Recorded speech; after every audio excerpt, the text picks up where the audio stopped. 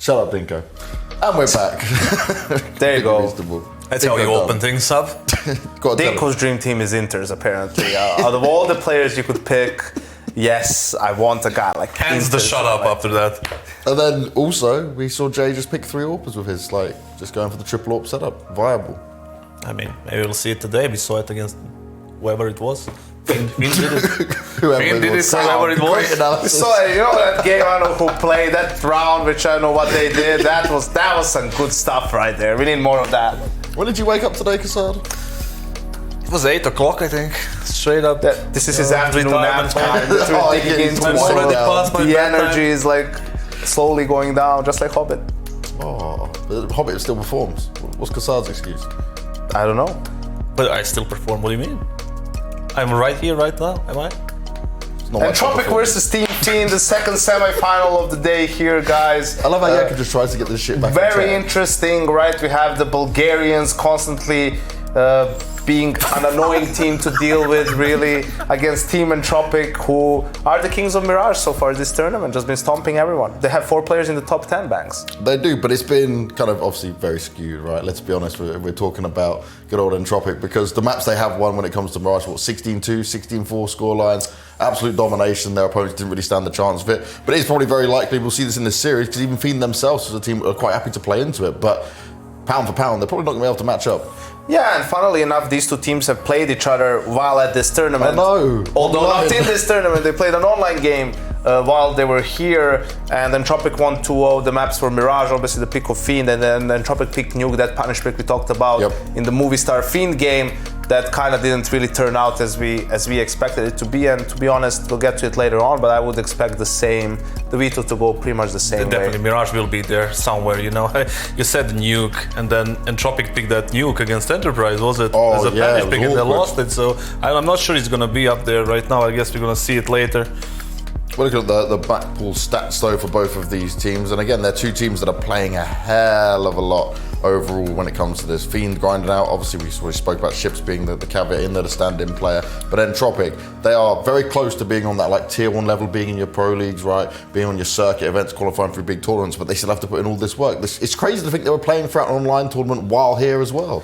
Yeah, I mean, they're just in that position where you need to grind games, right? You need to play whatever you can to try to get some more points, so you maybe get more invites to at least the closed qualifiers, because grinding open qualifiers is a nightmare. And you see here on this graphic, right, potentially Entropiq, if they want to take it somewhere else, Overpass, Ancient, those are some good maps. Overpass would have been the 3rd map decider in that online game they've played. But I think because of the fact they won Nuke 16-7, they might just want to try and repeat The way that. I looked at it, I'm not really sure it's going to be Nuke, because they got punished once, they're not going to go for it again. Probably not Dust 2 as well, because Fiend beat Gambit on Dust 2, so that leaves them with Overpass or Ancient, which is fine by me, because they're in the stand-in. It can always be a little bit of a problem going on, but we see, what I want to know is, Entropiq is not playing Inferno. Inferno is like the most standard map there is right now. Yep. None of the top tier teams is not playing Inferno, right? Am I missing something? Yeah, I mean, with that if you kind of invest some time into Inferno, you can have 7 map pool right now, and then you can play with your opponents a little bit,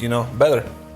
I agree. It's a staple. It's a little bit weird. Also, I mean, just like Astralis was vetoing Mirage all the time, right? But that was because they were more team-based, right? The strength came from the team, not from the individuals, and Mirage is a map where individuals can really flourish and take over the game. So at the time, considering their rivals, it also made sense. But yeah, we see something, big struggles on Inferno. They used to veto it and so on. But we'll see, maybe it's something they change moving forward and drop it. When it comes to this Fiend roster though, right, obviously dream scenario, you've made it to the semi-finals when you were nearly eliminated during the playing stage, when there was a world where they were not even going to be here, right? It got stupidly close. Against Wisla, right? Yeah. And now they've come back into it, they're looking better every single game, Ships is being more comfortable. Look at that crazy Mirage game he had yesterday where he was just taking every duel, wide swinging and finding success of it. They look like they can actually challenge Entropiq. I mean, he was a rock yesterday on A side. He was just delivering on all cylinders, right? And overall, they have a really good open Harn who is capable of doing a lot of damage on many different maps. We saw against Gambit that he was pretty much unstoppable. I mean, Gambit wasn't really playing the great game on that T side, but nevertheless, you need to hit those shots against Shiro, against everyone else. It's a weapon they can use on Mirage, for example, and I would say Ancient, but Ancient is not really the good map for them right now, so they can rely on those individual kind of performances on maps. They don't really play good as a team, so maybe in that kind of scenario, Harn can be a potential weapon for them. Yeah, absolutely. You consider that a win condition almost for them to have some great rounds from individuals like Harn, Ships, Red Star, even on that secondary op, but that's where it depends how much you want to look into the fact that Entropiq has 4 players in the top 10. It comes a little bit from those toms, but they're also they don't have a weak link, really, right? Like, Krat is the lowest rated player. He's still above 1, and he has some good rounds here and there. And Lucky is up there as well. Yeah, Lucky had some monster performances against Enterprise, like that Mirage game on the CT side as well. The third map decider, he was the best player, almost 30 kills. So that's where the strength of Entropiq comes. It's like any given player can be the one that steps up and carries the team. The thing is, you don't know where to look at. You don't know where the weak link is. Usually, if you go as like an underdog, like here, you're gonna anti-strat. You're gonna look for something, right? For some sort of a opening. They have no openings right now. It needs to be like a very well thought game plan. It needs to be executed perfectly, and your individuals need to step up so you can have like a potential chance to get into the final. Well, let's get ourselves closer to this game. Let's start to bring on our teams. And well, the Bulgarian side have been here for a long time. They've got used to the setup and they've been performing on LAN. So let's welcome Fiend to the stage.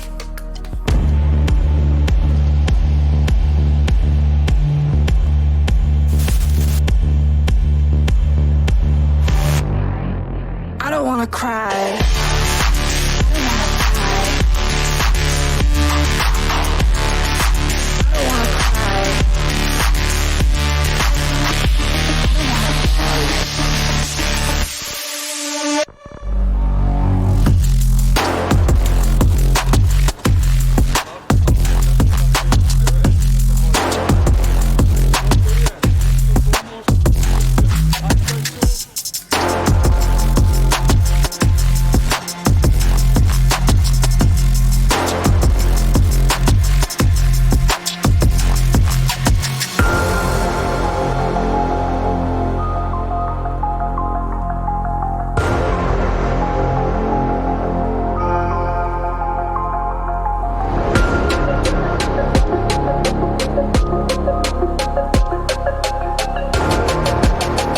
More smiles coming out from the Fiend side, more comfort now being on the stage. Maybe they're feeling in some good spirits. You guys mentioned the online game, right, that they ended up having against Entropiq.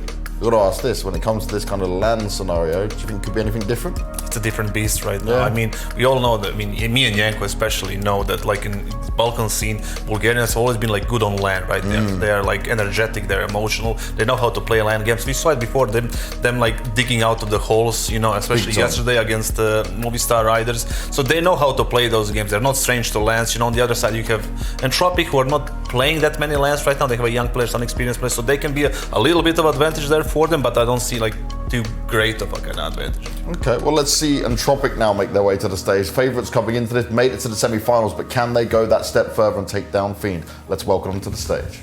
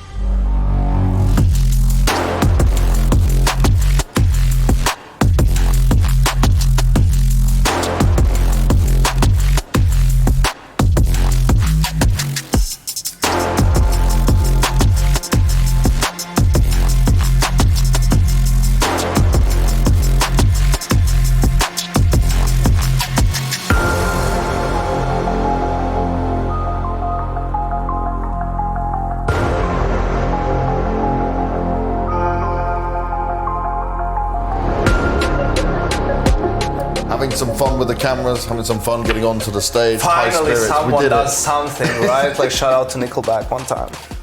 Great name as well. Yeah, great Could have name. just rocked the air guitar, Great coming band. out from the tune. Please no. Please no. You would be down for that? I would actually rather listen to him than actual Nickelback. There we go. Perfect. Yeah. That's what we get. That's what we'll Just a have. hater, man. Just a hater. They are trash. They are real trash. Terrible kids. There can't be any actual real Nickelback fans out there. hey, I don't know, I don't listen to that music. There we go. He's more of a classic. Plays more of a Proven. classic music kind of man. Yeah, I can definitely see Yanko rocking out to relax. But in terms of team feeling more comfortable right now, you mentioned about the LAN experience. That's, even though we've seen better results in recent times against good teams from Entropiq, that experience and the youth of the lineup is going to play a factor. The thing is, like, experience is one thing, right? LAN experience is one thing, but confidence is something totally different right now. I remember, like, in 2019, 2020, in Renegades, 100 Thieves, that kind of lineup that we had, like, we were so confident at some point that you can put us on Moon to play, we wouldn't care, right? We would be so confident that we're gonna win that game. Coming into every game, we're gonna be hyped and we're gonna be ready to win it, right? I think Entropiq is in that stage of their team right now, and it doesn't really matter if it's online or LAN. They just feel the same way, feel the confidence, and I think that's gonna carry them through this game. It has to carry them through this game in order to win. Well, you guys have touched on what maps we think it might be, so let's bring up this veto and see how things could be going down. We are going to get the Mirage pick coming out from Fiend, an Ancient one coming out from Entropiq, and an Overpass Decider in there, so no nuke being played into it. Obviously, the second ban coming through for Fiend, they decide, yeah, we're going to get it out.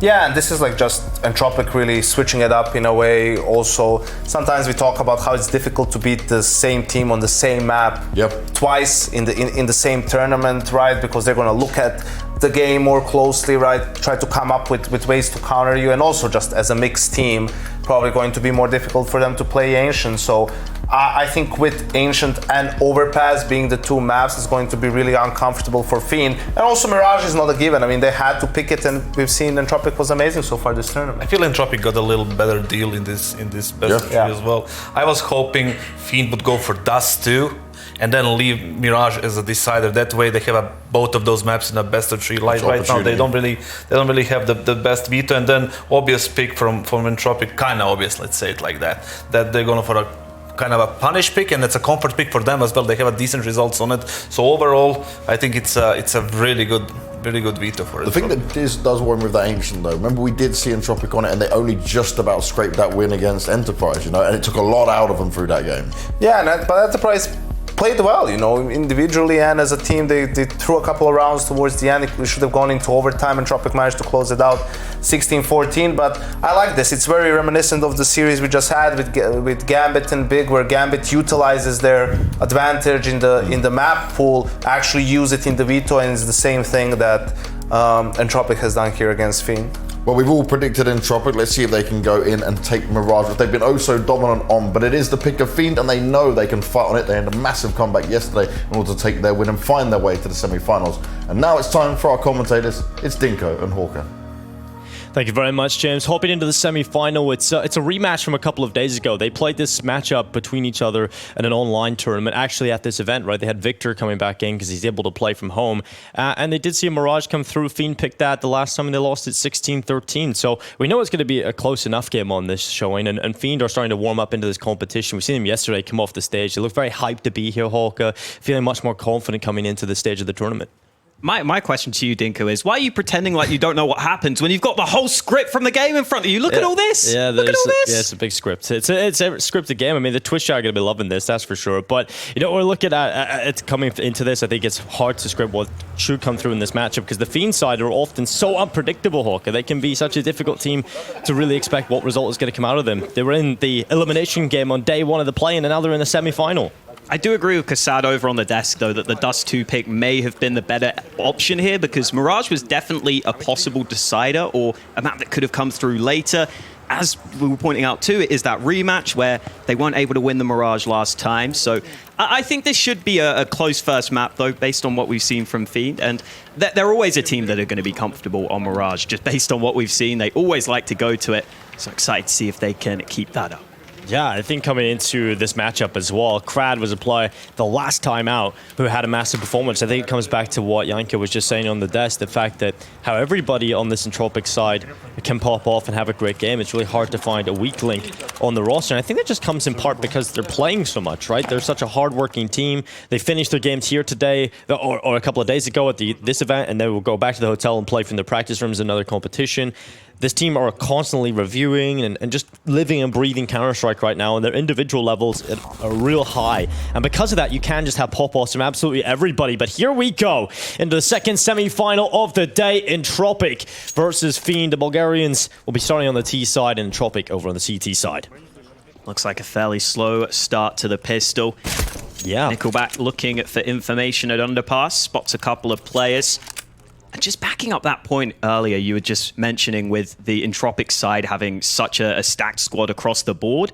Lackey is their lowest rated player in the last 3 months. He's their highest rated player at this event. Nickelback's their second lowest rated player in the last 3 months. He's their second highest player at this event. So it just goes to show they're just constantly switching it up. Yeah, it's kind of crazy how unpredictable it can be. And here on LAN, it's great to see Entropiq kind of taking those next steps. I have to agree with James when he's saying the fact that this team are looking to try and break through to that tier 1 level.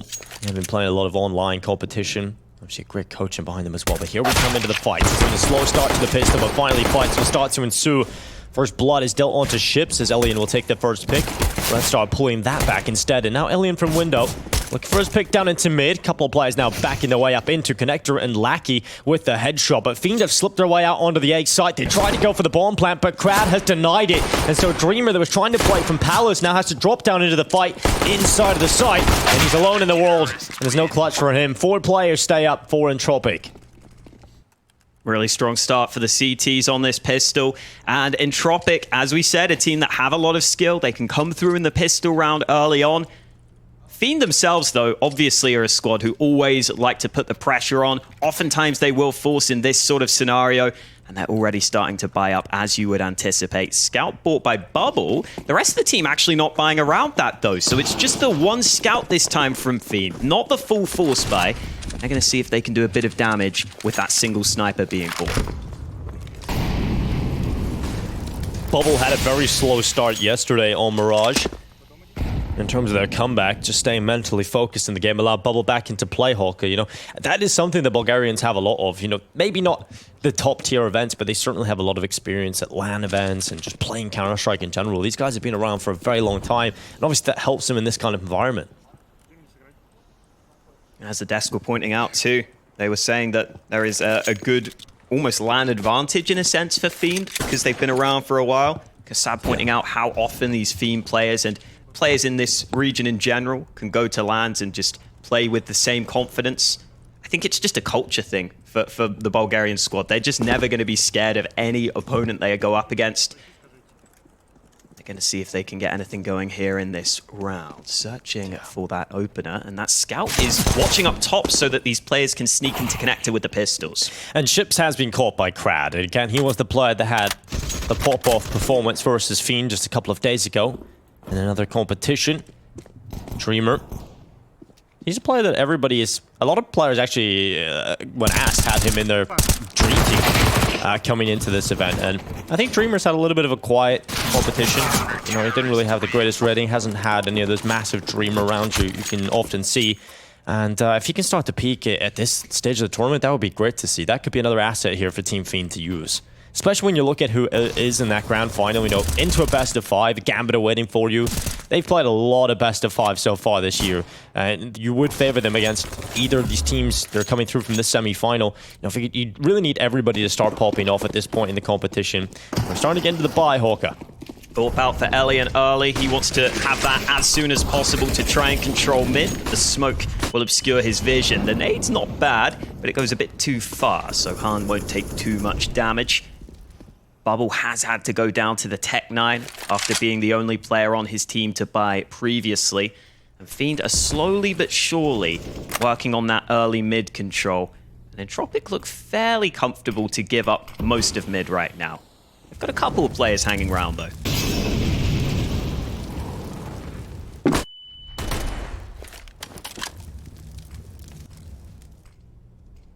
Red Star. Had a little conversation with him yesterday, feeling confident coming into today's game. And I think that does come back to what you're talking about. This Fiend side are always confident in their own ability. And you can't really believe they're the best unless they believe in themselves, right? So cool to see that confidence from Fiend. We'll see if it gets them far in this first gun round as they try to get through connector with 3 players. One prong to the approach from Palace. Starting to come through, Elian off the top of the ticket. Now Crad's position. Underwood is Actually traded out by Red Star very efficiently indeed. Crad is down, and now gap held by Elian. Missed shot, not in fact it's connected, but just not enough damage done onto it. So they will get the bomb across to the side. Just so close to denying the bomb plant, but Elian could not connect the shot. Instead, Lackey's kill has drawn the kills back. Playing passive in the post plant, Ships is actually going to wrap all the way round to mid to try and watch this bomb. He could be a key player, but the players on the site have to buy time, and they're already falling. Tapping away, Red Star trying to take down the CT AWP of Elian, but gets caught by the MP9 that rattles into his chest. Fiend will get the site control to get the bomb down, but Entropiq come in with a retake, and that's 3 rounds to 0 at the start of this game. A solid start from the CIS side. Really solid start, and you saw in that round, Elian was playing back towards Ticket Booth, oftentimes a really favored angle for AWPers. He was initially watching towards ramp, but as soon as he flashes that position, he can finally peek into connector, spot those players on the Fiend side that thought they were sneaking in, and Elian's just happy sitting back here at CT, safe in the knowledge that he should have a good chance to eventually get some kills to his name. That's exactly what happened, and Nickelback was even ready for that big rotate around the backside. Fiend looking to group up early in one of these rounds where they just have the pistols. This is oftentimes the playstyle they like to run with. They'll be going into A with full smokes at their disposal. Crad. It's time to strike. Has had some quiet starts to games, but he's, in particular with a secondary AWP, Mirage can be a deadly player. This is one pick for him as Nickelback tried to swing it into the fight with a rifle. He gets overrun by the Tech-9s. And now Elian's come over with that secondary AWP to try and help out. It's on to Red Star, Dreamer, and Han to really see what they can get out of this. They squeeze a bomb back out of the round, which is exactly what you want, and maybe even more as Krad's AWP gets overrun. Gap in the smoke allows Red Star's rifle into play, and now suddenly Elian and Lackey having to recover the round. Good headshot from the AK, but Dreamer now has an AK-47 in his own hands. And we talk about his clutches, we've seen them, but we haven't seen them in this competition as often. Dreamer looking to pull it back. He found one, but not the second. Couldn't quite find Lackey, who has now been confirmed that the round is empty. He has won the round. He has got that final headshot in terms of getting the kills through, but, you know, we're looking at this. I would love to see back into the game. T-Fuse comes through as Entropiq will pull off the 4th round. Yeah, 4-0 up. That's a round where Fiend do find some success, though, considering the buy. The smokes into the A site are solid. There weren't that many flashes, and yet still, they're able to gain access to the bomb site fairly fast there, with Krad having to fall back quite quickly. Unfortunately, in the 2v2, they had 2 players trapped on the site, so playing that post plant was always going to be difficult. They didn't have the best positions to watch the bomb, but considering the investment, that's not a bad round. And Elian missing the jump early, now could be in trouble. They've got full mid control here on the T side. Yeah, they're just going to molly him out, keep him out of play, force him back into the underpass. And that gives them mid control to play with, and Bubble hunts him down. You can't give Bubble that info and expect him not to try and pull the AWP out of the round. Delivers that impact, but Nickelback cancels it out with the 1 pick back. Yeah, you see why this is the map where Nickelback has his highest rating out of every map in the pool. That is why he had the carry performance on it previously. He plays in and around that connector, a really important position to be fragging well from. In-game leader starting strong with that trade, but the double back to B for Fiend could be a good call here. It's the 4v4 scenario where the CTs have to stay spread thin. That means Forrester is alone on B right now. Yeah, he's got a load of a gap to play with here towards bench, but can quite take the first pick out, so have to reposition. Smart repositioning, but does get overrun. Dreamer with a good headshot on the spam back, and Harn has created that space as well. Follow-up kill from Harn, and that is enough. That's enough of a slap to force Crab back, and he realizes not much chance at winning this round. He'll start to fall away. He does have that AWP in hand, and Red Star knows the shot lands for Crab, but it's not enough damage done for the kill. Red Star remove everything from Entropiq's hands, and Fiend, they answer back with a B play. I love that round from Fiend. You go for the mid control initially, you get the 1-for-1 trade on mid, that's something you can be happy about, and then they just double back into a contact play over towards B. They just take the risk that it's fairly likely there'll only be 1 player on that B site. That means as long as they up the pace onto B, they've got a good chance at actually quickly getting access to that bomb site. That's exactly what happens for them. They gave no early warning that it was going to be the B play. They didn't throw many nades early, so they just walk in, and then Han's able to post up with that AWP on short into a good position. It's forced a tactical timeout out of Entropiq early, because even though Entropiq started with a strong streak, a couple of players are shortchanged here.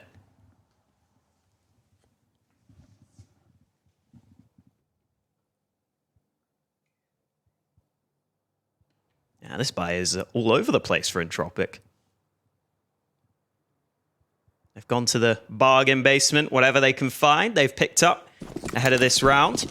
2 premium rifles for Entropiq, but plenty of players with pistols too. And Fiend are continuing to go back to this strategy, the overall strategy where they group up early and go for these early plays. Yeah, Nickelback's still going to hold on. This quick play has already come through Palace though from Fiend. They're starting to apply pressure onto the weakened defense already. Han will be smoked out into his impact. Has been severed away from the round itself as Red Star gets around the back. A triple, but he's caught by the MP9. Lackey looking really long for the world though as he gets traded out. And now just Elian left. Teammates are all dropping. Ellie now gives away his position with the one shot ringing out. Now drop by a window, realizing the round win is impossible. The best thing he can take from this round is that AWP into the next round itself. So he has fleed, and he's got himself back into a pretty decent position. You can see Fiend are trying to figure out where he's gone, though. They're trying to remove this AWP. It's going to be very difficult for Ellie to hold on to it. He's going to miss the shot, and with that, his death sentence is signed at the dotted line. Well, even after the timeout, Entropiq unable to stop those fast plays that Fiend are known for and that Fiend are clearly happy to go for so far. It's always intriguing watching clashes of styles in Counter-Strike. Oh, yeah. I think Entropiq are probably a team who use their utility more and their team play more, whereas Fiend oftentimes subscribe to the philosophy of just overrunning your opponents and going for these quick aggressions. And so far, it's working out okay for them. Especially in this competition, right? You're playing with ships. You're not even playing with your full roster. You've got to stand in and play. That was what was working with Fiend yesterday, right? Just these quick little executes. And they were so effective because they just have so much skill on the team as well. So much raw aim ability on this Fiend side. Yeah, sometimes you can go to a Michelin star restaurant, an intricately assembled meal. Sometimes you just want you just want a little fast food in your life. Yeah, well, that's what Entropiq have. A little McDonald's logo blazing on their shoulder, Hawk, and they're the masters of that, I'm sure. Here come Red Star over the top. It's one pick onto Force. They're trying to deal with the stack, and they're doing it so well. Red Star just dismantling every single piece. Dreamer snatches away the bench players. Lackey will not leave the round empty-handed. Does get a deagle kill for his troubles, but Fiend back in with 3. What would you go to, Hawker? You're more of a fast food guy or Michelin star? Probably fast food. I'm gonna be honest. Dude, Michelin star restaurants. Surely, I don't think I've ever been to a Michelin star restaurant. It's small dishes. Like not a lot of food. I mean, you pay a lot of money, you don't actually feel full. But at least you don't get coronary heart disease. So I suppose it's a good trade-off. Pros and cons to everything in life, Dinka. It certainly is. Back to the buy. Han has that AWP in his hands. Entropiq don't have that same luxury, and we've seen Entropiq wanting to go into that double AWP setup previously. That flash into mid, though, allows an easy kill for Lackey. Yeah, Ships is just alone in that early mid play. We have seen that a few times in this competition so far. He tries to take that heads-up play, the heads-up fight. Hasn't worked out all of the time, so Red Star's turn to try and pull that back, but Crad is aware of the ramp play. He checks for Red Star and has eliminated him. Now he's worried about the Palace drop, but he gets the timing. He looked the wrong way. Dreamer was caught by his teammates Flash, and Crad able to hold on. Rotation started to come over and help us. There's just Bubble left, the in-game leader of the Bulgarians trying to make it happen. AWP in his hands as he's tucked in behind ramp. Very unlikely to be spotted. And Forrester will eliminate him from play. So Entropiq definitely looking like the majority of their gun rounds are comfortable. And that's just a classic round we've seen a few times from Fiend Hawk in this competition where maybe some of those heads-up plays don't really work out so well. I think they did make the right read and the right call after they lost ships early because they realized Entropiq were putting quite a lot of presence on mid. They had a couple of players there probably trying to set up that mid control. So they just try and take ground at A while that distraction is being run towards mid. But unfortunately, it relies on you winning those fights towards A. And as soon as that doesn't happen, the round is likely going against you. They still have the buy in this one though. Entropiq are still searching for that early pick on mid, but taking it slightly slower this time, finally starting to establish that control. Lackey's peeking out towards short. He had some massive performances, as mentioned by you earlier today, Hawker. In this competition, he's been finding a lot of multi-kills, a lot of impact. He's playing a little bit more of a solid position here on CT side. If you're playing in this short spot, you can get away with a lot if you have good synergy with this connector player. Lackey will be smoked off with that utility. That'll force him back into ladder room. Fiend just a little bit more methodical in this mid-take. Smoke at the top connector. Bubble runs in, and he's just cracked open the head of Nickelback. Red Star underneath the window at least gets shredded out quickly by Lackey, but that kill from Bubble has created a lot of space, and if they can remove Lackey, who no longer has a support network, he might just be down and open up a huge chance. So Lackey had more pressure on his position and luckily deals with it. The CTs have been severed in half here, though. They've lost mid control. They've got 2 towards the B side of the map, 2 towards A. The trade not there initially, but eyes still focused on Lackey's position. Now he goes down. They try and take initiative at A, but they lose a further fight. And now just Elian and Forrester, 2 versus 3 as Fiend hold the advantage. They have 1 versus 2 fights wherever they go here. It looks like they want to come through the connector, and that's Bubble giving away the 1v1 fight, and they're separating this into chances, and Elian's going to take all of them. Hard now in a 1 versus 2. He's trying to get it into the 1v1 fight quickly, and he's not too far off that shot. But Elian's just hiding, buying time, and he'll get himself another shot. Elian with the 3k alone just takes every chance given to him, and he does not miss. Elian showing us that he is the star man for this Entropiq roster still. Even if he's not been their highest rated player at this tournament, he is normally their go-to guy. I don't know if I would quite go as far as Dweg and Jay and put him in the top 3 players of the year. That seems a bit extreme for me with Elian, but he's proven he's a solid AWPer, I think, throughout this campaign for Entropiq. Yeah, I think Elian has looked fantastic. You know, at LAN, he was one of the AWPers that really transitioned into LAN and shows that he's got the chops to do it against some of the best teams and really show up. And online, you know, Entropiq have had their struggles, let's be real. Towards the start of the major, they were playing a couple of qualifiers against some weaker teams, and the results didn't look so solid. So I was actually very pleasantly surprised with the performance out of these guys at the major, and Elian was certainly the player that for me was the most impressive. You know, I'm impressed. I'm sipping the Elian Kool-Aid right now, but I think Dweg and Jay have just slowed the whole thing down. They're really on the Elian hype train. Can't blame him though. He has been such a revelation. This entire team has been. It's hard not to like this story. Yeah, certainly so, but here comes the play out of Palace. Ships with the 1 pick. Crack goes down as Nickelback looks to hold on. A second kill from him from Underwood. 3 in the round. He'll finally be netted out of play. And now Bubble and Harn in a 2 versus 3. Scoping down in towards the ramp as the Molotov keeps Elian back. Harn goes over the site and back in Palace. This quick play from Fiend has been severed off, and they're now running it back.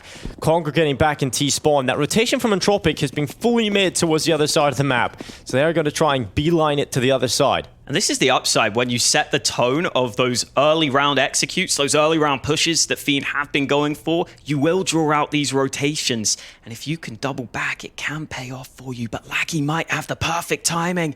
Ow, he does. He spotted out the bomb. Luckily, Bubble is there. He will snatch that kill back very quickly. Now pulls out the AWP for the clutch.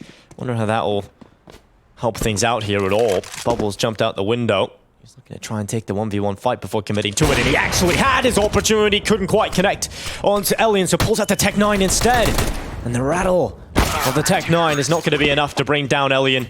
Bubble did have a shot there winning the round, just misses the shot, unfortunately.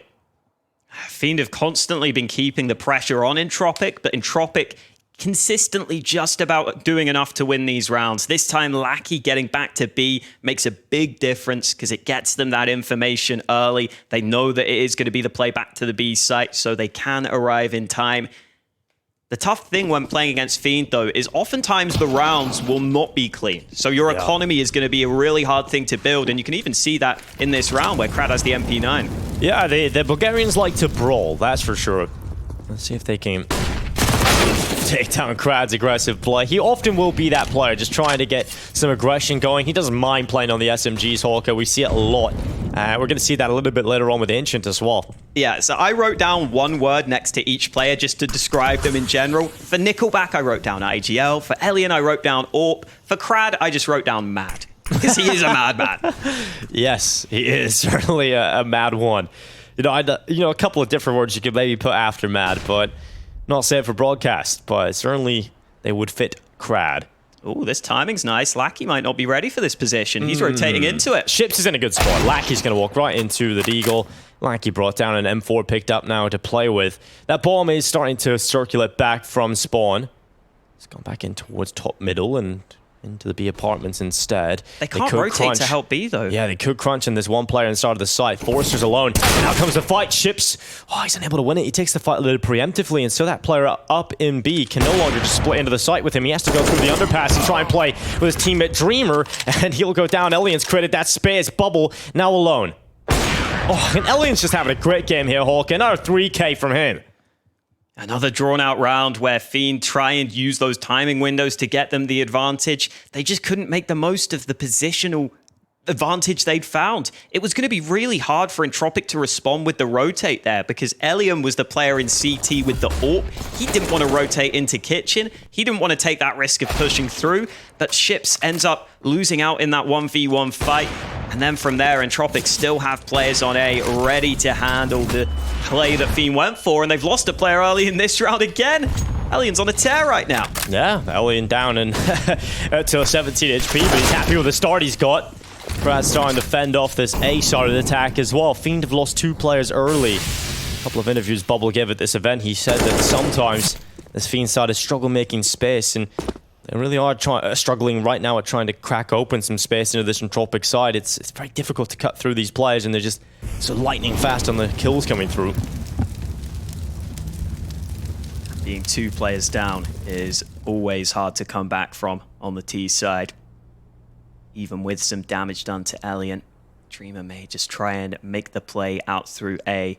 Not a bad idea to try and force this fight, and Crag could have been caught, but Dreamer actually drops down. Somehow gets away with one. Forster's trying to get through jungle. Bubble pushes forward into Forster, and Forster will lose his life. Bubble cleaves his head right off his shoulder. And now 3 players stand for Entropiq. They may not have found early round success here, Fiend, but they're clawing their way back in. And Crad was one of the players that found that early kill for Entropiq. He's done a great job just killing down the numbers again. It's Bubble into the clutch. Now, Bubble has had a couple of great rounds in this competition for Fiend. The experience certainly hangs out of him. Crad just trying to make it uncomfortable though, and Bubble comes off the plant, and because of that now has to deal with so many players at different angles, but Crad jumps up, and with the headshot, Bubble cuts the numbers down, commits now to the bomb plant and gets money at least for the next, but he's looking to clutch it out and had a chance onto Lackey, just couldn't get the headshot to land. And the Lackey swing out for the headshot confirms in 9th round for Entropiq. These rounds, I think, are closer than the scoreline leads to, Hawker. Yeah, all the rounds keep on coming close, but it's always Entropiq that are just able to take the sting out of that early attack. And that is really the way you have to beat Fiend as a team. If you can just slow things down early and get 1 or 2 early trade kills and just slow down that early aggression, that is the best way to try and beat this side. Another round as well where Lackey has impact on the rotate. He's continued his fine form, up to 13 kills. Constantly rotating in from B, constantly having impact whenever he has to retake. Yeah. But the cool thing about Fiend as well here, Hawk, is the fact that, yeah, you point out that early aggression on T side not working out. The amount of rounds they picked up certainly hasn't been fantastic, but they are showing they have got some of these individuals showing up, warmed up and ready to go, but it's their CT half that has been so strong on Mirage. They can often get a slow start on T side, but they can pull it back on CT. We've seen that yesterday. That's definitely what they will be looking for.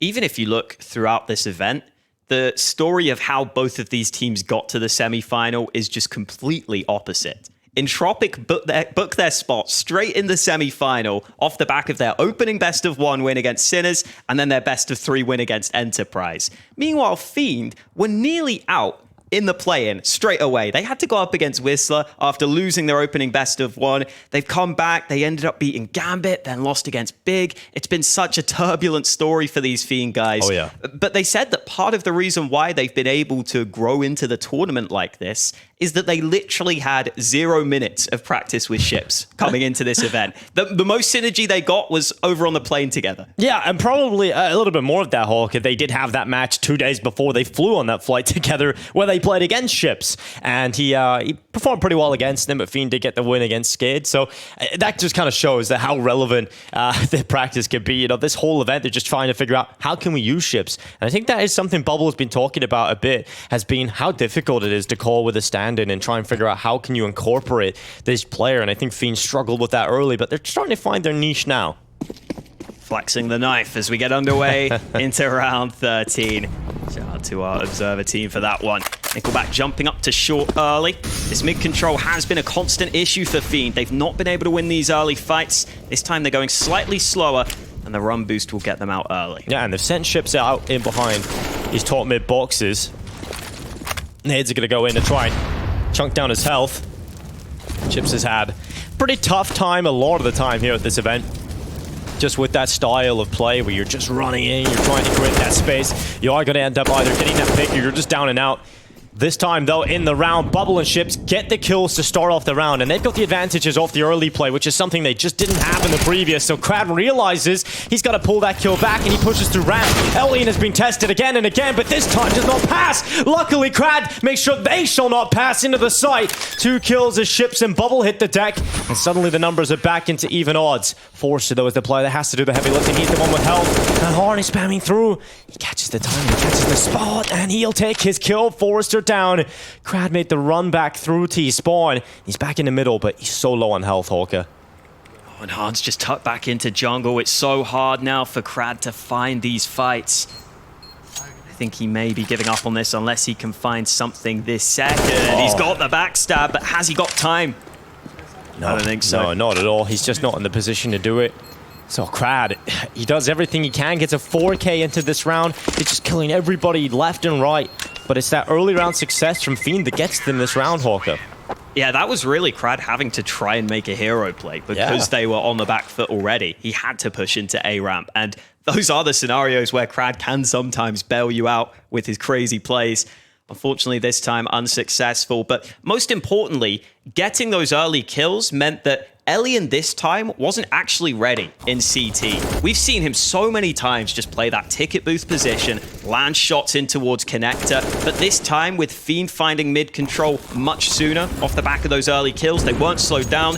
Elian wasn't able to get there in time, and now they're going for a fast B play. Yeah, they're going straight in, all in, and they should have spotted Lackey, but they didn't see him go into the corner, and they hop out, finally starting to clear it. Forster and Lackey with 2 picks. They've done well here on the CT side to hold off this B rush. Fiend are trying to find a way back in, but there's just no opportunity. Forster cuts them down. Deforestation in the B apartments. 10 rounds for Entropiq. And Team Fiend, that is just the classic round where they love to run those, but they just don't find the openings. Entropiq are very good at stopping that aggression a lot of the time. They look very well drilled on that sense. I'm sure Hooch has something to do with that too. Just always making sure this team are 100% prepared at the start of the round. Because a lot of teams you see going up against Fiend just aren't always 100% ready for that first fight. You maybe lose focus for a second or two, and they can be at your throats. But that hasn't been the case here for Entropiq. They have been on top of their game. Crad's looking to get on top at the start of this round. Oh, Crad certainly is. He's off to a good start as well with a headshot. Harn is down as Nickelback is going to turn into the connector. And just like the bandit is dead. And now we have a 10v4. Ellie with a pick. Ships is down. And 3v4 right now for Entropiq. They're going to feel pretty good about this because they still have this wombo combo of Crad and Elian inside of the site. And that is exactly what it can deliver when you go for these late round A plays. It is just so strong 90% of the time. Again, Fiend struggle to post rounds in the T side of Mirage. A lot of close rounds, a lot of clutches having to come through. And, you know, I feel bad for Fiend not getting enough there. Could have been a much better half, but we know they can have strong CT showings. They definitely can. Did you know Elian always had better stats than Hard when they played against each other? That can oftentimes be a difference when you're going up against a team just maybe slightly higher level than you. That AWP difference can oftentimes be a massive difference maker, and especially with Fiend's style of play, Elian's been able to find some really good positions and just lock it down. And I'm sure this matchup doesn't really favor Harn being able to have those big pop-off performances a lot of the time as well, because we see Nuke come in a lot in this series, and as you point out, we look at this matchup and you see Nuke is in a map that Harn's particularly comfortable on. He doesn't really play that main AWP role, and he's more of that ramp banker. And obviously as a ramp banker on Nuke on CT side, you can be punished a lot, so that's going to hurt his stats a little bit. But today, we don't have a Nuke in this series. Maybe that's reading into Entropiq's weaker performances early on in the competition. Not wanting to go into it, having a little bit less material to work with on Ancient. We've seen Fiend come back on Mirage already this tournament, and if they win this CT pistol, you do not want to count them out. If you haven't been watching here at V4, they are always scary on this CT side of Mirage. Last time they played, Fiend won 70 rounds. They're only able to post 6 on the CT side versus Entropiq. They're going to be looking for a better showing today. In fact, they need a better showing on their map pick. Pistol is again slow to start. That's just Entropiq holding for some of that Bulgarian aggression. It hasn't come through, so missed Molotov into window, and Harn's going to play with that. They have to be aware it failed, though, and they are. So they start rattling shots in towards window. They're now trying to test Dreamer, who's looking to hold from short. He's trying to pick up this first pick. He is certainly under pressure, but at least he's got help. In fact, the rotation has come in here completely from the CT side of Fiend. They're on the right side of the map, and now it's just about getting the kills. But Forrester and Nickelback to the play is getting those. As Bubble and Hard try to deny the bomb plant, they swing out and get 2 kills in tandem. And just like that, Laku, who went into his post-plant position, has to recover the bomb because it never went down. And he's got a clutch out on 1v2. They've spotted him, and he's taking damage at the start of the round. He's down to 47 HP, and he had no Kevlar to help him out. That's the pistol going so horribly wrong for Entropiq towards the end of the round. Just that chaos created from Fiend. And Fiend just had that 3-man B stack in place quite early in the round. Han, who was playing mid, was the last man rotating over. The one man they didn't expect to still be on the site. And then Fiend played that 2v1 really wisely there. One player's just jumping around on the site, forcing Lackey to try and just push his position. And Han was playing out in the open on an off angle. And speaking of Han, he wants to save some money in this round. He feels confident that it will be an eco from Entropiq. And they are correct. So he can stick with that USP and keep some money in the bank. Oh, shit. Looking for the lineup, gets 1 pick, and Forrester treads it out with a P250. We aren't expecting too much to come through here from the T's unless any crazy mistakes happen from Fiend. This is the kind of round that should just be nice and easy pickings. Han is taking 1, Bubble has followed up, and the bomb is now down on the ground. Forrester and Crad into a 2 versus 4. He'll behind the bench here. Crad actually eliminates Red Star. Had that huge performance with the Glock a couple of days ago, Hawk. We know he can wield that weapon, but now he's got an M4. Obviously, you'd love a bomb plant here. They just don't have the bomb on their backs. That's the problem. Yeah, it is over on A. About as far away as it could be. Yeah, just a little walk, I think. It's across the map. You just got to shift all the way over with really no shot at winning this round. Crowd wouldn't be too bad to save the A1S, though. Your friend tells you you're taking a slight detour, and then you realize it's actually just a complete reroute. Has that ever happened to you, Hawker? Probably. Probably. Look at Crad's position, though. Dreamer's in towards ladder room.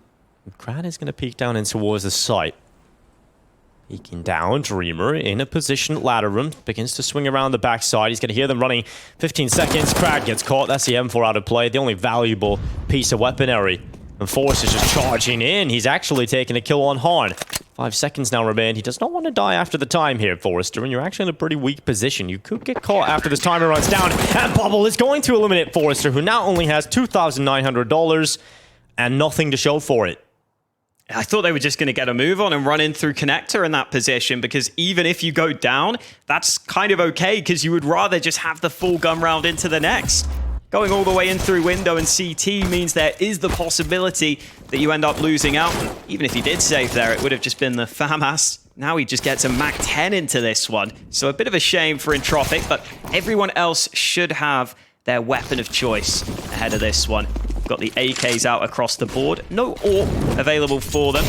Lackey's taking the Mac 10, leading the charge towards B. Yeah, Lackey at the front charge, but it's been slowed down completely here. Entropiq are not able to just charge through the way they would like, but now they've got to go. They're running down, and Horn had utility in his hand. Luckily, also had the help and friendship of Red Star that keeps him up and in battle.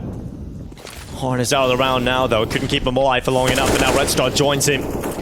2 down in the grave, and this is starting to become a big problem as the bomb plant completed for Entropiq, and the round there as well. Fiend have no shot at getting back in. They're going to save their weapons, and that means Entropiq find success early on the T-sided gun rounds. They're up to 12, and they now double the scoreline. The Fiend currently hold of 6 rounds. This is not exactly the ideal start for Fiend. They would have loved to have been able to win this gun round as well and just build that up, but Entropiq get on the board with a play into the B site. They just got so deep into the B site so quickly. Fiend having that rotating player who wasn't even ready for a player to be pushed into the site so far. And also, Red Star was put in a position where he just dived into a smoke to try and survive on the site. Because they were so deep in, he didn't think he could just play at the back of the site and survive for long enough. So they're not even allowed to really take the fights. Great round win for Entropiq. They are looking good right now in this series. And we were kind of pegging them as one of the teams that perhaps could make it through to that final. They're looking good to do so right now. Sounds fun. But I mean, we are definitely seeing them as a potential, dark horse in the competition. A few days ago, I was seeing Entropiq with the performance we were seeing from Gambit. I thought they looked wounded walking through their way through this competition. But Gambit have pulled up their socks at the moment, so certainly still looking like the favorites of the competition as they locked themselves in a grand final spot. I think that semi-final we had earlier today was a real treat to watch. Big, showing a decent fight on Dust 2, but Gambit starting to look more and more like the Gambit we expected. And so both of these teams are going to be aware of the fact that even when they push their way through this difficult semi-final, on the other side of it is going to be a very difficult opponent waiting for them. And Entropiq would love to just try and close this. They are the favorites for this matchup. Fiend's job is to try and create the chaos and really pull the upset here. And fair play to this team getting to the stage in the competition, Hockey. It isn't an easy feat. There are a lot of good teams at this event, and you're playing with a standard. And they beat out one of our invited teams in Movistar Riders to get here into this semi-final. But right now, their map pick not going according to plan. Fiend at 12-6 down on their choice.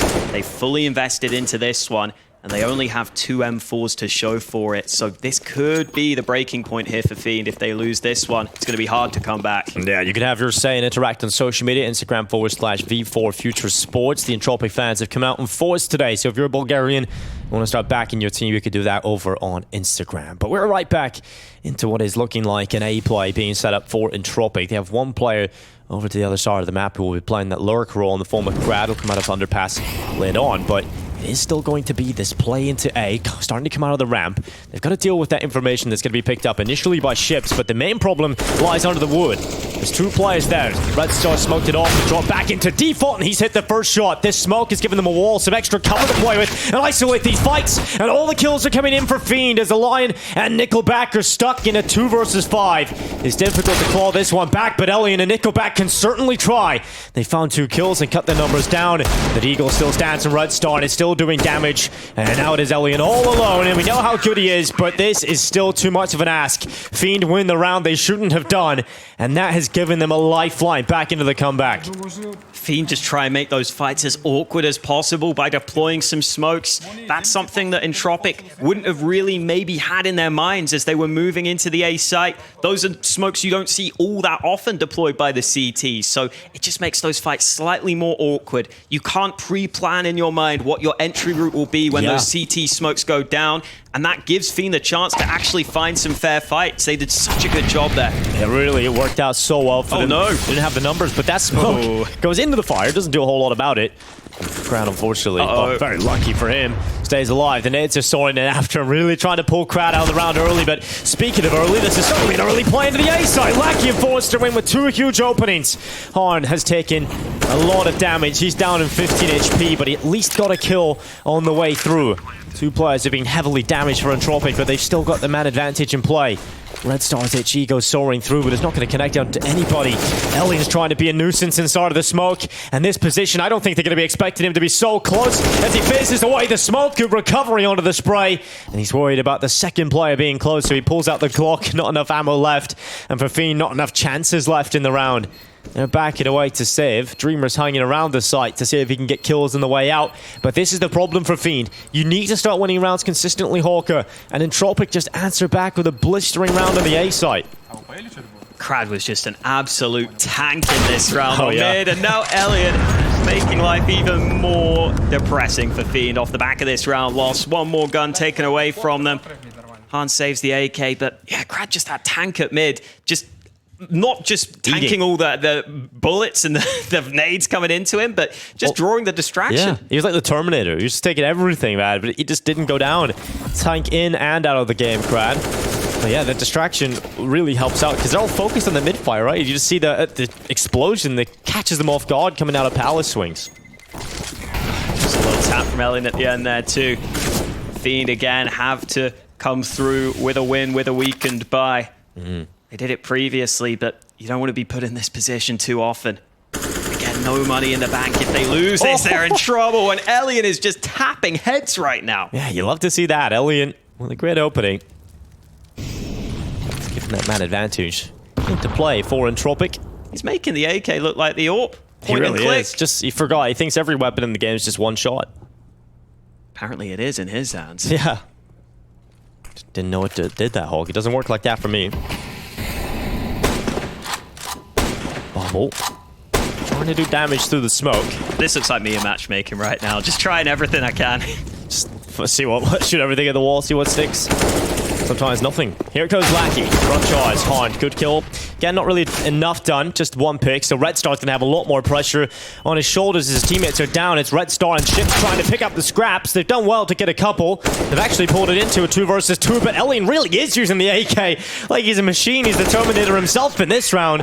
And Nickelback was waiting for the force back. He knew exactly where Bubble was. And this is just systematic destruction coming in from Entropiq. You know, Hooch is sitting behind him, watching his side just construct a demonic performance against this Team Fiend side. And, you know, we talk about the CT comebacks, but what worked yesterday for Fiend on the CT comeback versus Movistar was cancelling out Movistar entirely. They had the good start on the CT side. They kept it going. They got a rhythm.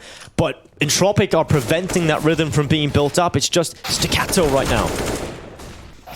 Alien's sat here saying, who needs to spray when you can just shoot him in the head?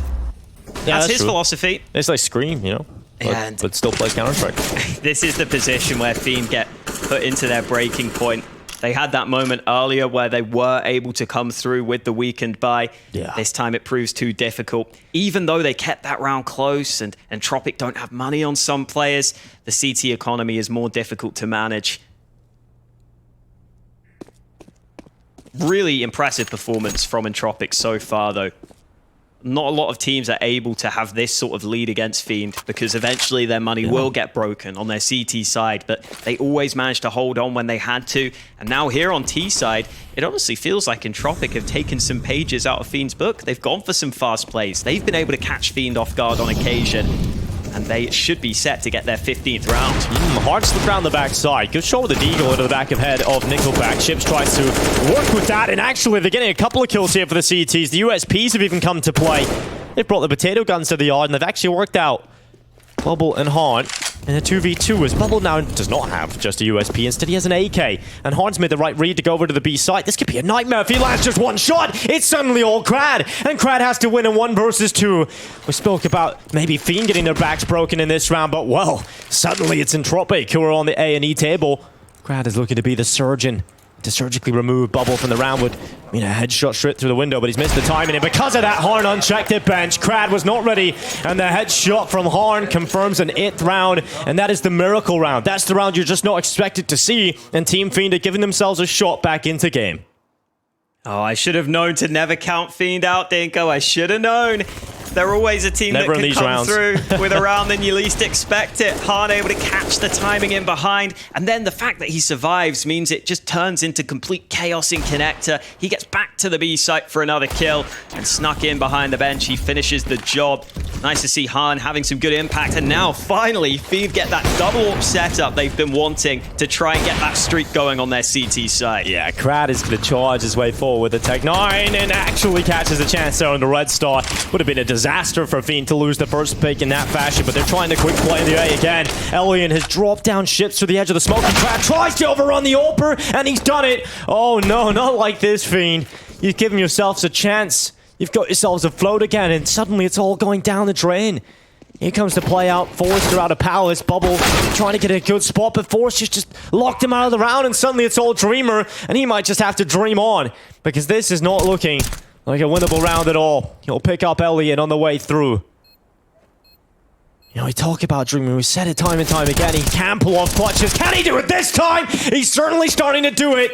And his dream is starting to turn into Entropiq's nightmare. And Crad looks to save them. 1 versus 1 lineup on the bomb. Smoke is up, spotted the player up on top of the boxes. Dreamer's trying to find out where Crad is playing from. He's got to know where the bomb is planted. He's trying to find the chance, and now onto the defuse. Crad can't spam, so he goes to the Tech 9. He's not able to do it. The defuse comes in, and Dreamer pulls off a miracle round again for Fiend. The magic that's keeping him in play is the Dreamer that gets them the dream round win. How are they still in this one? That is what I'm asking. That is what Entropiq will be asking. They let it slip. Han gets that first kill, but it's his teammate that had to do everything else. Entropiq in such a good spot. They try and combine. They try and peek onto Dreamer. And look here, he's able to transition back as this second player peeks. Nuts. That was the moment that the round became doable. Dreamer stepping up. We said he hasn't been having his best tournament so far. He's come through with a crazy play there. Yeah, and to the Sandman, he's put him to sleep. And now we have some weaker weaponry available for Entropiq, but you can't count them out time and time again, Hawk. In these situations, they have been able to win rounds like this, and that has been the problem for Fiend. They often get a chance to get this round that's keeping them in play, but Entropiq are relentless, merciless in terms of how they're replying with round wins. Entropiq also need to make sure they don't let these recent rounds get in their heads. They have been doing almost everything right.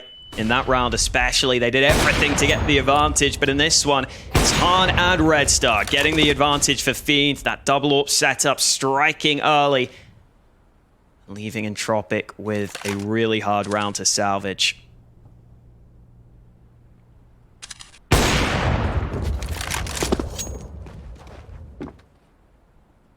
This is great from Fiend. This is the start they need into a round like this. Just stifle any nerves, any aggression. Just slow the round down. Keep those early advantages. Have no opportunity for Entropiq to trade it out. And with 30 seconds left, Entropiq really do not stand a great chance at winning this round. A save call might actually be a pretty good shot because you look over at what Fiend have in the bank, Hawk, there's not a lot of money there, so they're unlikely to want to hunt down these rifles. And if Entropiq are to go into this unlikely attempt at the round, they wouldn't have money for the next round to get this AWP out in Elian's hands, to get those AKs. Save call has to be made here, and Entropiq have made it now. 10 rounds for Fiend. I'm hoping this is a chance for Entropiq to reflect on the fact that they are still in a really solid spot here on their opponent's map pick. It may feel bad right now, considering the lead they had and considering the opportunities they've had. But at the end of the day, you can't change the past, Dinko. As hard as you try, you've got to take your best foot forwards. Very philosophical of you, Hawker. That's how you have to live life, man. It's 5 in the afternoon. It's never too late to change. Yeah, that's, you know, the inspirational speaker Hawker. Maybe that's what Hooch is saying right now. Certainly, you could join Hooch Camp. We had Pasha on the desk earlier with Pasha London School. Maybe you can open up your own inspirational school with in part with Hooch. If you believe, you will achieve. Yeah, Shia LaBeouf or something as well. Well, a much needed timeout, I think, at that point for Entropiq. You could just see on their faces a couple of players were getting a little frustrated, getting a little irritated by the way they were losing those rounds. And Hooch is one of the best coaches you can have right now, especially at this level of event, right? He's just such an experienced player.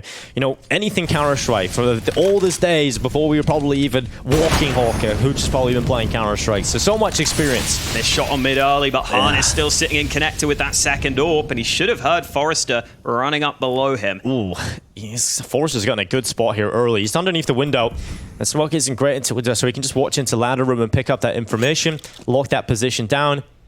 And Entropiq, I think, will be pretty happy with the map control they've been able to gleam early. They don't have much utility any longer, though, so actually moving into a bomb site could be difficult.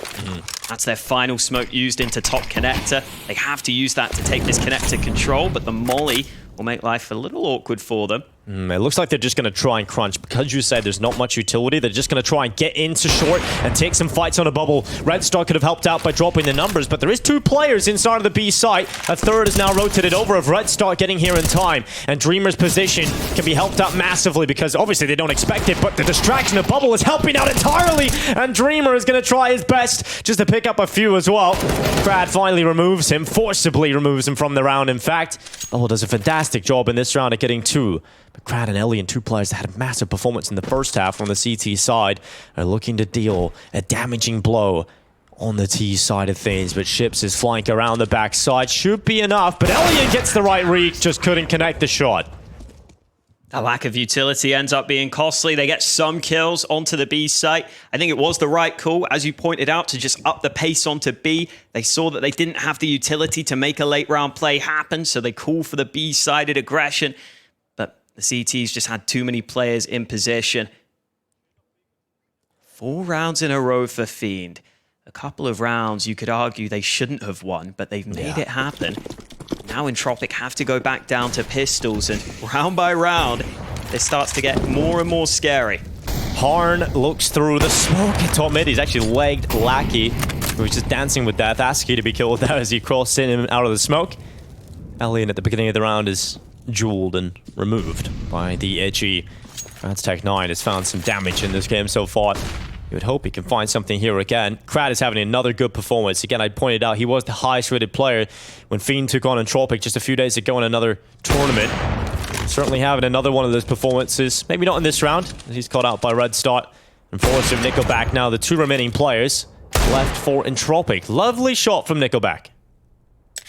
Was having a lot of fun in the walkthrough, Hawk. You know, he was comfortable on the stage, just walking through with the smoke machines. Haven't seen too much of that from other players in this competition. I think it might come back somewhat to what Kassad was saying on the desk, where he thinks this Entropiq team are just on such a positive mindset, having been improving over the months, that they are just fully confident right now, even if they aren't a team who have the most LAN experience at the event.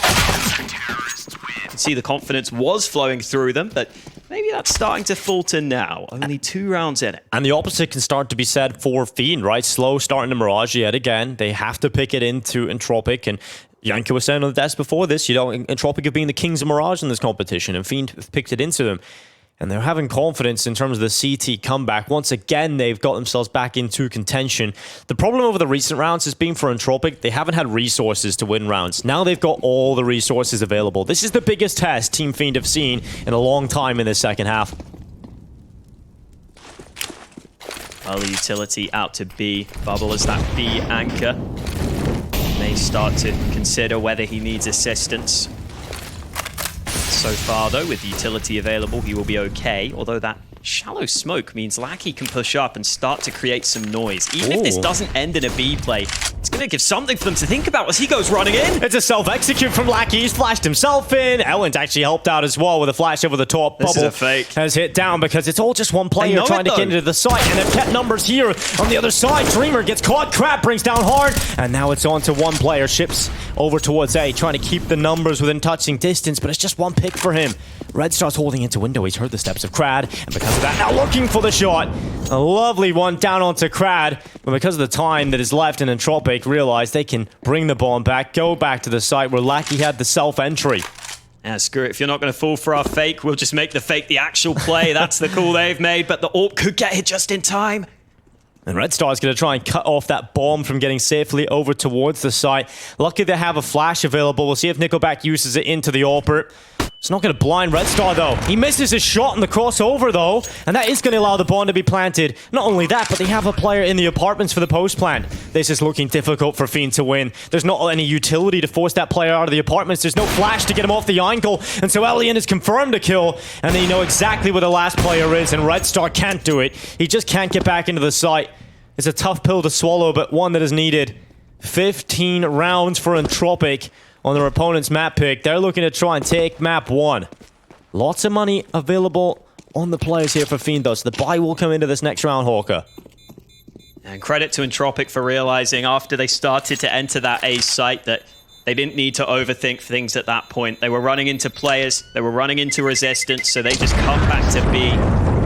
It is really hard to flash that short angle from the apartments. You see the flash unsuccessful, so there was that chance for Red Star to maybe get that one kill they needed, but as soon as that shot was missed, they were in trouble. Is that an SG scope? No, it looks like the kaleidoscope you used to have when you were a kid. Remember, it's like little pictures. I haven't thought about a kaleidoscope in years. Just to get them in like proper good Christmas crackers. You just like crack it open when you weren't getting nothing. And a terrible joke, you would sometimes get a kaleidoscope. Oh, Han just went straight through his own molly, running up mid early. Oh, and this is looking to be a collision course for Han as he cuts down the run boosted attempt. Elling was the bottom player and he's gone. Lackey swings into the open, but Dreamer already had the angle. And so for that, it is 2 kills early for Fiend, and Entropiq's chances of getting 16 in this attempt are very, very slim. They do have plenty of time to work their way back into this round. The amount of times we've said a round looks unwinnable, looks very hard to pull off. The amount of times these players have been able to pull it back, you can never count them out. It's Fiend able to capitalize upon the chaos of the early mid control.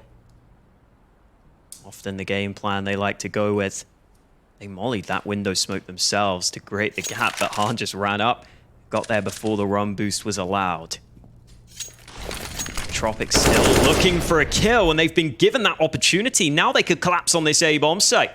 Forcer's trying to get the timing out of Palace as well. If he can find this pick in towards Underwood, Well, that would be a really big kill to find. And oh, he gets caught in the ladder, and because of that, inaccurate for just a moment. Gives Ships the chance and the up on him. Red Star's shot again misses. He's dropping back, and somehow Entropiq have turned this in to a doable situation. Bomb is being planted on the other side of Triple. Bubble moves alone. He's alone, and because of that, that's a 1-for-1 kill. It's back into a 2 versus 2. And they fall back, they get into decent positions, they're back to the ramp, and the CTs don't have the util. Oh, Crab's got the peek out. The worst shot at first, but he's able to recover it. And now Nickelback, he's on the long wraparound from Palace to try and get back into position. The bomb is planted for his peek out. It's on the left side. And Dreamer's just sticking the defuse. Dreamer's just sticking the defuse, and Nickelback will swing out 16-12. Entropiq take the win here on Mirage. And this Fiend's map pick in this semi-final, and it's gone the other way. I mean, Fiend have got to do it the hard way, heading into Ancient, map number 2. This is a change up from the last time these teams played. The veto has been shifted. Entropiq, instead of going towards that nuke pick, have gone for the Ancient swing. And Entropiq did have weaknesses earlier on in this tournament against Enterprise. They do look mortal on this map at times, so it's not completely done for the Fiend side, but it's certainly been increased in difficulty.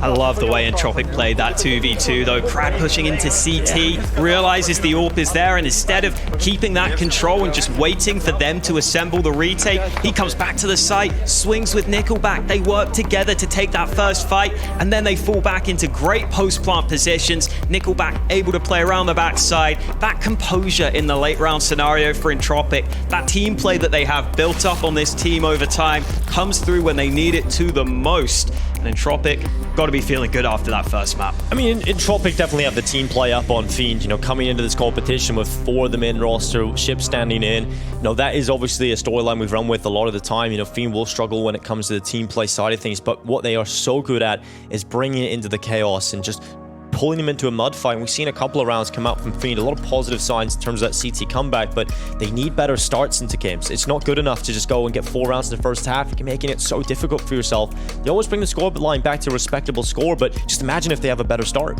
Yeah, and I think they have to hope that heading into the second map, that they have that ability, because it's, you know, not going to be a map where Entropiq are maybe as comfortable at times, right? Ancient hasn't exactly looked great for them at times throughout this tournament, so that's what they have to be hoping for, that they can continue to turn it into that mud fight, and I think it's a map where you can do that at times. There's plenty of mud on Ancient, that's for sure, Yeah. but we've seen the run back. You know, Hooch is looking at this map Ancient. I'm sure he's seen a lot that they can fix from that game. Enterprise played solid Counter-Strike, as Yanko even brought up earlier today. It's not like Enterprise are a weak team and it was an underperformance from Entropiq. They played some great Counter-Strike, and you can learn a lot from some of the weaker showings. Absolutely, and when you go ahead and pick it, they have to feel confident in that, so I'm sure they will be feeling great about their chances right now. Well, I'm feeling great about Ancient coming up. Second map of the semi-final is coming up after the break, but before that, we've got the thoughts of the desk, and that's coming up after the break.